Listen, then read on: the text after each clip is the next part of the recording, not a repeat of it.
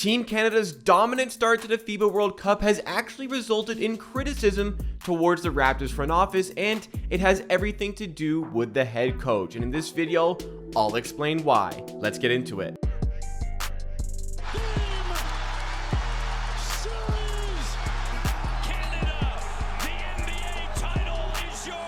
Welcome everybody to Amateur Hour Sports. This is the YouTube channel that is dedicated to Toronto Raptors content and videos just like this. Drop a like if you enjoy as always, and make sure you are subscribed to the channel for more great Raptors content like this, videos, live streams, and shorts coming out all throughout the week. But today we're focusing on Team Canada's dominant start to the FIBA World Cup, where they have looked tremendous, and how it relates to the Toronto Raptors and their decision to hire Darko Rajakovic this summer to replace Nick Nurse as their head coach. It's a surprising way for the Raptors to be linked to this FIBA World Cup team, because even though it is a Canadian team, no Raptors taking part for Team Canada here, although we can say that we have been extremely pleased with how the team has looked. Shai Gilgeous-Alexander has been balling for the team, who are now likely the second highest favorites to win the tournament behind only the United States, because they have been outrageous in their first three games. First of all, a dominant win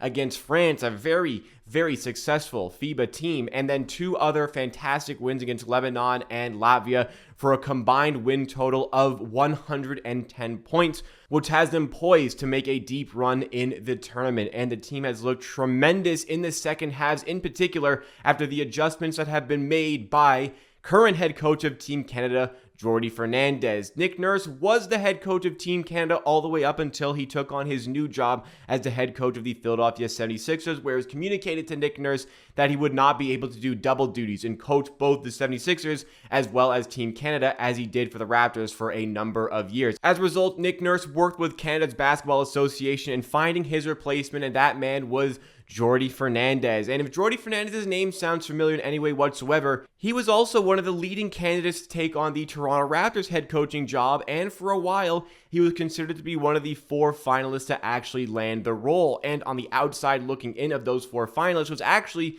the man who got the job for the Raptors in Darko Rajakovic, who was an assistant coach with the Memphis Grizzlies. We know all about Darko Rajakovic, the person who was given the job by Masai Ujiri's management instead of potentially the associate head coach of the Sacramento Kings in Jordi Fernandez, who is now the Canada national team head coach. So how does all of this link to the Raptors when it comes to Canada's on-court performances at the FIBA World Cup, which is ongoing? Canada just wrapped up their group stage games.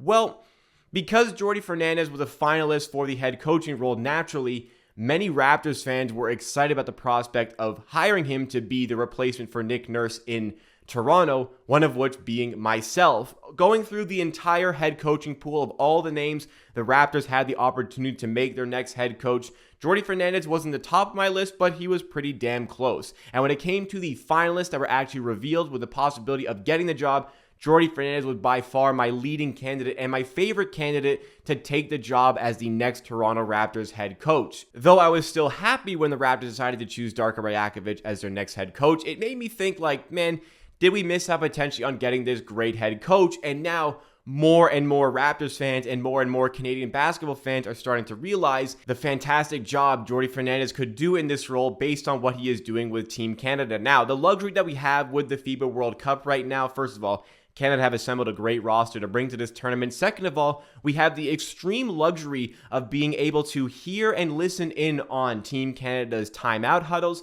and also in the locker room exactly what Fernandez is saying to his team, the adjustments that he's making, the way he's trying to motivate his players. We have the luxury of hearing all of these things at the FIBA World Cup that we don't normally have for any other head coaches, especially in the NBA. But against a team that turns the ball over less than 10 times a game, you know, that's really one of the battlegrounds for this game. Will Latvia take care of the basketball? If they do, and will they get their feet set to take?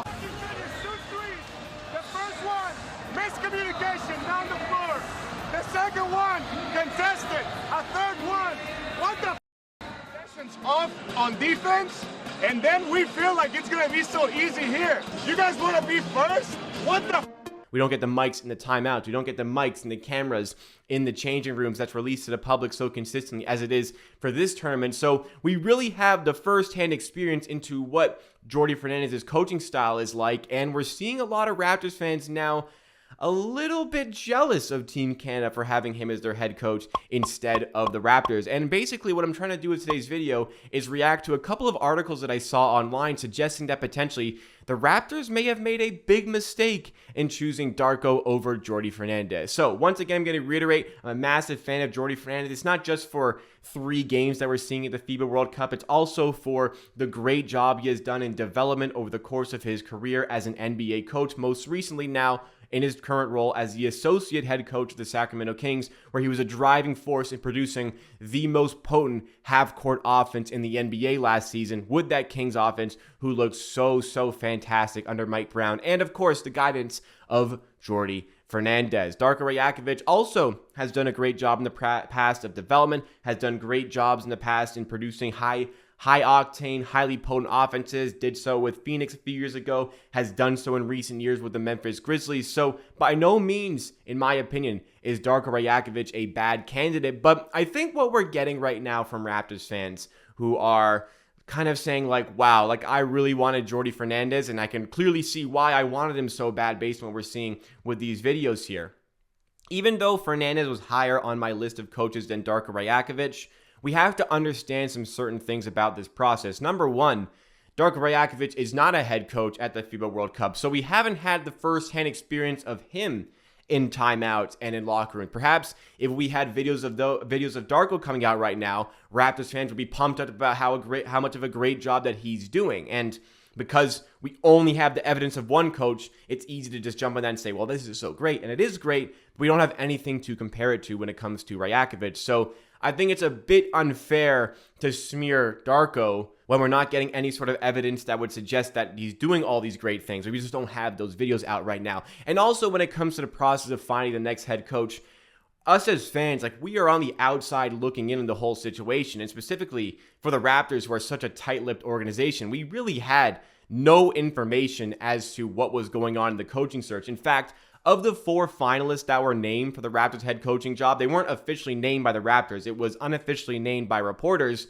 Darko's name wasn't even mentioned as a possible finalist, so when he got the job, it was a little bit surprising. This wasn't a candidate that we were expecting, but the more and more we learned, specifically me, the more and more I learned about Darko, the more and more I liked him as a head coach. And in the entire process of finding the head coach, Masai Ujiri, Bobby Webster, they're working extremely closely with all these coaches to find the right person for the job. And for the Raptors head coaching search, as we learned some information after it was completed, it was quite a rigorous process for these coaches that they had to go through. They had to go through however many interviews. They had to go through a mock press conference for the Raptors. There's actually an Open Gym documentary where the Raptors showcase Darko going through this mock press conference. And speaking of Darko, he was in the middle of a playoff run while all of this was going on. So being able to impress and prepare for these interviews while also managing the Memphis Grizzlies offense when it comes to the playoffs that they were a part of, that's very impressive. So even though we're seeing some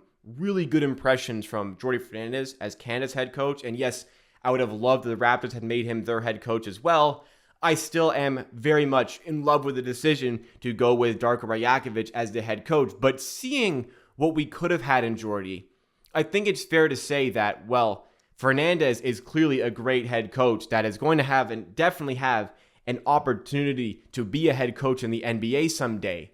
Because we're seeing all this right now, the expectations of what we want to see from Darko are going to elevate. They're going to grow because we see what we could have had. Now, why did we pick this guy over Fernandez if he is this good? Well, we need to give Darko Rajakovic the opportunity to showcase his abilities as a coach, as a developmental sort of role within the organization. And once we see that, we're going to be extremely happy, I think. I think we're going to be happy with the overall decision here, but the expectations for what we need to see from Darko definitely are growing as a result of the great things that we're seeing from Fernandez. So it's going to be completely up to Rajakovic to make sure he he proves the front office right and proves that Masai Ujiri made a good decision when he named him the next head coach of the Toronto Raptors. So what do you make a decision to go with Darko instead of Jordi Fernandez? Are you also feeling a little bit sad that we could have gone with somebody else? Let me know your thoughts and opinions on this situation in those comments down below, and make sure you guys are liking this video if you did enjoy. Make sure you are subscribing to the channel